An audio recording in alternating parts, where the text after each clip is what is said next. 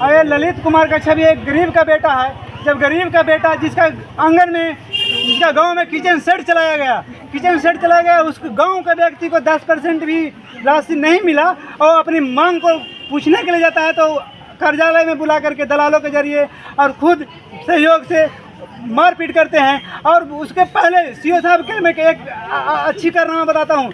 25 दिन पहले, 15 दिन 20 दिन पहले एक और घटना की है सीओ साहब ने, जो कि बाढ़ पीड़ित के नाम पर, बाढ़ आपदा के नाम पर उन्होंने 18 लोगों के ऊपर FIR दर्ज कर दिया। पूछे ऐसे लोगों पर किए हैं कि वो यहाँ पर है नहीं, उस घटना से उसको कोई अवगत नहीं है, वो जानकारी भी नहीं है। और एक तो ऐसे मासूम है कि वो सूरत में काम करता है, उसके ऊपर भी FIR करते हैं। तो मैं ये धरना प्रदर्शन के माध्यम से मैं थाना प्रभारी को मैं पूछना चाहता हूँ कि क्या आपका मंशा क्या है? सीओ साहब के इशारा पे किसी के ऊपर FIR कर दीजिएगा? क्या गरीब का बेटा का भविष्य नहीं है? इसके कैरेक्टर के बारे में नहीं सोचे आप, किसका भविष्य क्या होगा जब इसके ऊपर FIR कर रहे हैं? तो अगर जब सीओ साहब की बात आता है तो आप कहते हैं कि पदाधिकारी है। और ये जो सूरत कमा रहा है उसका बेटा के ऊपर जब FIR करते हैं तो जो सूरत में काम करता है वो है नहीं, तो उसका भविष्य के बारे में नहीं सोचे। वो पत्नी उसकी रो रही है, उसके घर में खाना नहीं बन रहा है, वो परेशान है, उसका पत्नी आज धरना पे आई है। आप उससे भी बात कर लीजिए, उससे मिलवाता हूँ आपको।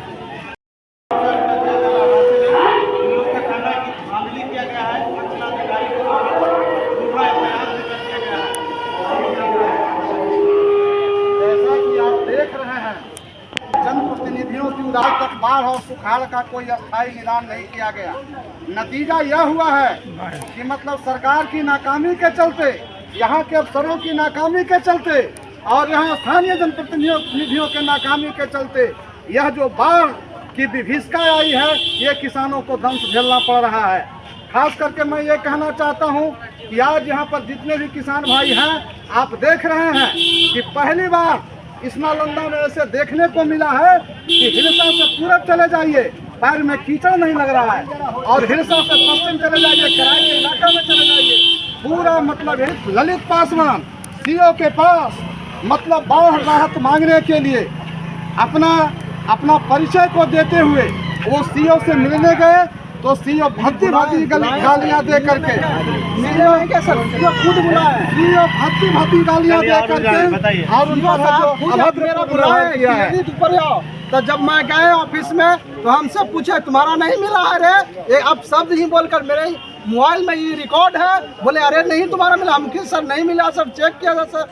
जब चेक किए तो मेरा नाम नहीं था। इतने में माधर चौथ भोजरी वाला तुम राजनीति करता, सभी औरत पानी को लेकर मेरा 8 दिन से परेशान कर रहे हो, इस प्रकार से गाली देने लगे। तो जब मैं रिकॉर्डिंग करने का प्रयास किए तो मेरा मोबाइल भी फोड़ फाड़ दिए हैं और नाजिर बाबू के बुलाकर और सीओ साहब और 2-4 को दलाल को बुलाकर मुझे बहुत मार मारे। जब रोते हुए नीचे आए तो पूरे जनता आक्रोश हो गए। इतने में SDO साहब ही फोन किए तो बोले कि मेरे ही कंप्लेन करो, आकर लिखित दरखास्त दो। मैंने दिए, अभी तक SDO साहब किसी प्रकार के संज्ञान नहीं लिए, दरोगा बाबू भी किसी प्रकार के संज्ञान नहीं।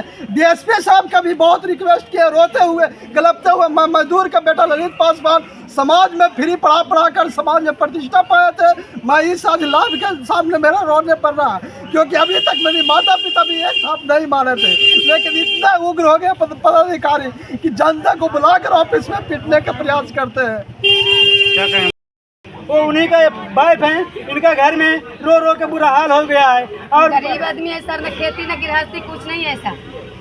आज सूरत कंपनी में रहते हैं, ऐश्वर्या कंपनी में हुए, कमाते हैं, खाते हैं, जिए कैसे में। आई कौन ऐसा घटना किया, नाम दिया, कम चौकीदार का खुदार गाँव के दिया, वो गवाह के साथ खड़ा करिएगा ना सर। आपका पति का नाम है, FIR किया गया है? हाँ, नहीं, कालो भगत सिंह प्रसाद, कालो भगत मेरा ससुर का नाम है और सिंह प्रसाद मेरा पति का नाम है। तो कौन किया नहीं किया उसको तो खड़ा करिएगा ना सर।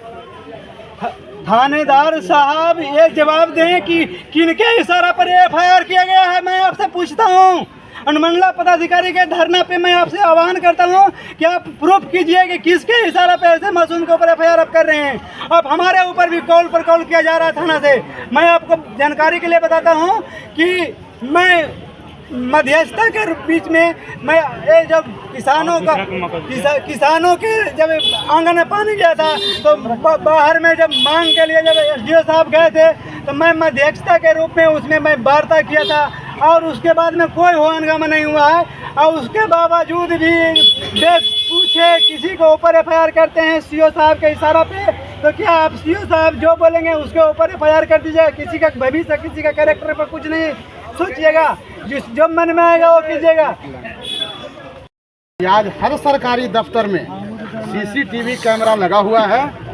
कितना ललित पासवान दोषी है यार, कितना आपका अफसर है जो अफसरशाही कर रहा है। आज सीसीटीवी कैमरा खंगालने की जरूरत है और ये साफ साफ पता चल जाएगा कि एक निर्दोष पर इन्होंने वहाँ का जो अंचलाधिकारी है वो किस तरह का व्यवहार किया है। यहाँ के मतलब ये बिहार के शासन में, बिहार के इस मुखिया के राज में अफसर बेलगाम हो चुका है अपनी नाकामी को छुपाने के लिए। आज इतना दिन बीत गया, बाढ़ आया, बाढ़ का वजह को आप नहीं जान रहे। आप मतलब उस पैसे को जो बाढ़ से बचाने के लिए, बचाव के लिए जो राशि आती है उसको गमन करने के लिए आप किसान को मतलब एक मौत के कुआं में ढकेल रहे हैं और इस पर आप कोई पाबंदी नहीं रखी। तो हम अपील करते हैं कि वैसे सीओ को आज बर्खास्त करने की जरूरत है और थानेदार से यहाँ के अनुमंडल आरक्षी पदाधिकारी स्पष्टीकरण मांगे कि आप किस बिना पर आप मुकदमा किए हैं। और हमारे जो किसान महासभा के अध्यक्ष विजय यादव हैं वो सड़कों पर वो जो भार कमर पानी हेला हुआ था तमाम लोगों के घर में, ये मांग कर रहे थे कि आप पानी का निकास करवाइए। पानी के निकास तो दूर की बात गई और उल्टे 19 वैसे महरूम किसान जो मतलब एक तो बाढ़ की पीड़ित से रो करके उनका बुरा हाल है और उनके नेतृत्व करने वाले अखिल भारतीय किसान महासभा के नेता विजय यादव पर फर्जी मुकदमा और 18 अन्य लोगों पर फर्जी मुकदमा किया है।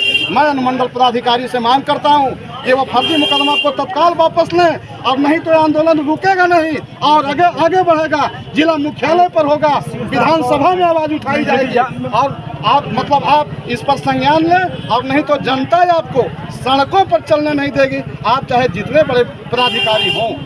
सीओ साहब कोई बीमारी का शिकार हैं, उनको मेंटलिटी जांच कराया जाए। जो मन में आता है वो अंधाधुन काम आँख मूंद के कर रहे हैं, गरीबों के साथ में सोचकर कर रहे हैं। हम तो आपसे विनती करते हैं धरना के मार्फत कि उनको मेंटलिटी जांच कराया जाए। वो पागल हो